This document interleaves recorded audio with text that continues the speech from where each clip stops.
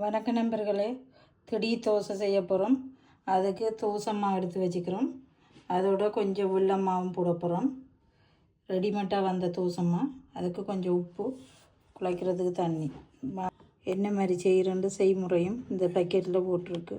ஒரு போனி மாவு எடுத்துருக்குறோம். அதாவது தோசை பொடின்னு சொன்னோமா, ஒரு போனிக்கு 2 போனி மாவு போட போகிறோம். ஏன்னு சொன்னால் அதில் செய்முறையில் நீங்கள் சோறு போட்டு அரைச்சி செய்ய சொல்லியிருக்கு. 2 போனி மாவு தான் போட போகிறோம். போனி தோசை மாவுக்கு 2 கோதுமை மாவு போடுறோம்.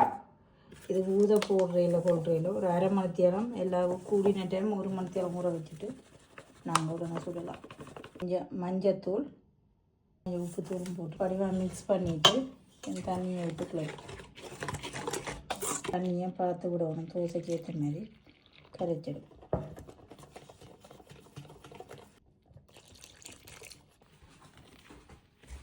இப்போ மாப்பிளிச்சு பதம் ஓகே, இப்படி தான் இருக்கணும். இனி ஒரு கோப்பையால் மூடி விடுவோம். அரை மத்தியம் 1 மத்தியத்துக்கு பிறகு நாங்கள் சுடுவோம். பாருங்க, இப்போ தோசை ஓகே, எல்லாம் கணக்காக பதம் வந்துட்டு கொஞ்சம் நல்லெண்ணெய் விடுறோம். ஆனைக்கொட்டை நல்லெண்ணெய்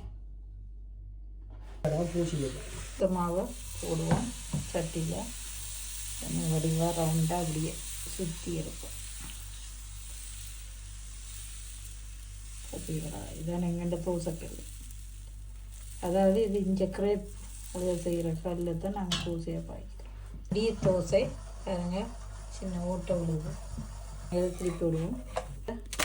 என்ன மேலேயும் கொஞ்சம் எண்ணெயை விடுறோம், சைட்டால் விடலாம். நான் சுட்டு நல்லெண்ணெய் டப்பில் விட்டுட்டு திரும்பவும் திருப்பி விடுவோம்.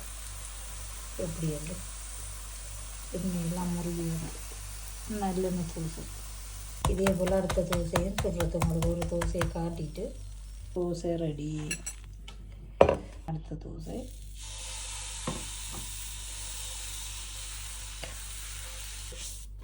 ரெட்டியாச்சு. வைக்க போகிறோம் மசாலா தோசை.